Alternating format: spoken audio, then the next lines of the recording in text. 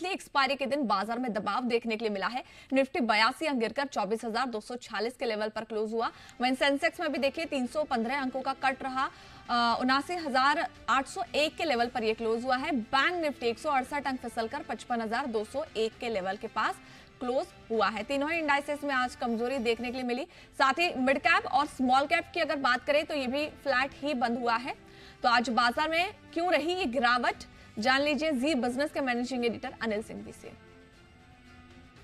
लगातार 7 दिनों से एक तरफा तेजी करने वाले निफ्टी पर आज फाइनली ब्रेक लगा। आज का दिन बड़ा अहम था। अहम इसलिए कि आज Nifty, bank Nifty, Fin Nifty, mid cap Nifty सबकी मंथली एक्सपायरी का दिन था, यानी कि ट्रेडिंग के लिहाज से बड़ा दिन। दूसरा, आज बड़ा दिन इसलिए भी था, HUL, नेस्ले समेत कई दिग्गजों के नतीजे भी और ग्लोबल मार्केट्स में भी एक्शन भरपूर। वैसे संकेत अमेरिकी बाजारों से अच्छे थे। ट्रंप का रुख, टैरिफ पर नरम पड़ने के संकेत, लेकिन अमेरिकी बाजारों की कल की तेजी को भारतीय बाजार ऑलरेडी काफी हद तक भुना चुके थे, इसलिए ज्यादा असर पड़ा नहीं। FIs की तरफ से आंकड़े खरीदारी के हैं, लेकिन आज का एक्शन पूरी तरह से आसपास था एक्सपायरी का। वैसे नतीजे जो HUL और नेस्ले के आए, उसके बाद थोड़ा सा FMCG सेक्टर दबाव में दिखा। इन सब के बीच में भारतीय बाजारों ने शांत शुरुआत की और आज पूरी तरह से एक्सपायरी के दिन वैसे आप उम्मीद करते हैं कि बड़ा उतार चढ़ाव होगा, लेकिन ऐसा कुछ हुआ नहीं। ऊपर में 24,350 कल ही का हाई, बाजार वहीं तक पहुंचा, वहां से नीचे आया, नीचे में 24,200 और पूरे दिन भर लगभग 100 पॉइंट की रेंज में ट्रेड करते करते 82 अंकों के नुकसान के साथ 24,250 के बेहद करीब बंद होता दिखा। बैंक निफ्टी लगातार दूसरे दिन कमजोर रहा। 6 दिनों की एक तरफा तेजी दिखाने के बाद कल बैंक निफ्टी की तेजी पे थोड़ा ब्रेक लगा था। वैसे बैंक निफ्टी दिन भर निफ्टी के मुकाबले मजबूत होने की कोशिश जरूर कर रहा था, लेकिन आखिरी आधे पौन घंटे में बैंक निफ्टी पर भी दबाव बढ़ता हुआ दिखा और लगभग बैंक निफ्टी भी 170 अंकों के नुकसान के साथ 55,200 के पास बंद हुआ। न 55,500 को पार किया, न 55,000 के नीचे गया। BSE के सेंसेक्स में भी 300 अंकों का नुकसान रहा। मिड कैप और स्मॉल कैप शेयर कंपैरेटिवली बेहतर रहे। सुबह अच्छी मजबूती के साथ रहे, लेकिन जब दिग्गजों में थोड़ी बिकवाली का प्रेशर दिखा तो आज एकदम शांत, न ज्यादा तेजी न ज्यादा मंदी के साथ फ्लैट बंद होते हुए दिखे दोनों ही इंडेक्स। सो कुल मिलाकर कह सकते हैं उम्मीद के विपरीत एक शांत एक्सपायरी देखने को मिली। एक तरफा तेजी होने के बाद आज सीरीज के आखिरी दिन बाजार में ट्रेड ज्यादा निपटाने वाले थे और रोल ओवर वाले थे, बजाय इसके कि डायरेक्शनल ट्रेड लें, यानी कि बाजार का ट्रेंड तेजी का अभी तक बरकरार है। निफ्टी और बैंक निफ्टी ने कोई बड़े और अहम लेवल तोड़े नहीं है। एक तरफा तेजी पर आज एक्सपायरी के दिन छोटा सा ब्रेक जरूर लगा है। तो ये तो रही वजह बाजार में इतनी जो गिरावट हुई उसके पीछे की, लेकिन अब सेक्टर वाइज किस तरीके का एक्शन रहा बाजार में, समझ लेते हैं जानवी से। बिल्कुल, आज देखिए तो एक्सपायरी के दिन बाजार में काफ़ी उतार चढ़ाव रहा, चाहे निफ्टी, बैंक निफ्टी, सेंसेक्स हो। हमने देखा था कि आज सुबह से ही वहाँ पे काफ़ी प्रेशर था और उसके बाद एक रेंज बाउंड ट्रेड इन तीनों ही इंडेक्स में होता हुआ दिखा।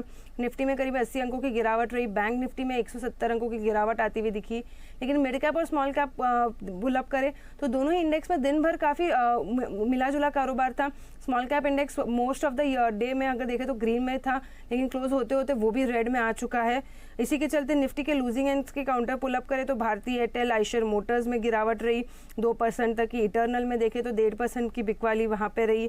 टॉप गेनर्स निफ्टी की अगर बात करें तो इंडसइंड बैंक 3% की तेजी वहाँ पे है। डॉक्टर रेड्डीज, ग्रासिम में देखें तो 1.5% की तेजी थी।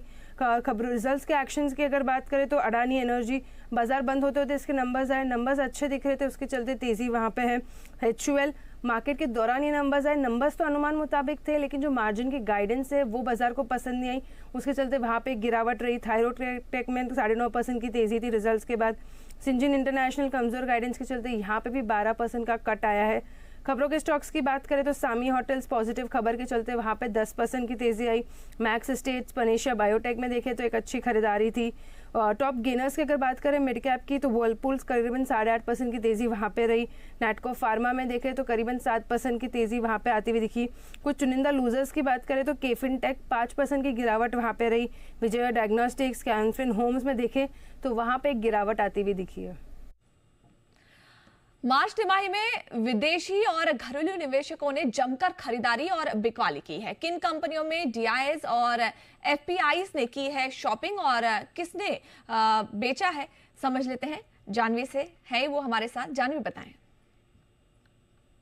बिल्कुल, अगर देखा जाए तो मार्च की तिमाही में एफपीआईज और डीआईएस दोनों ने ही एक अलग टाइप का शॉपिंग करते हुए दिखे, दोनों ने ही।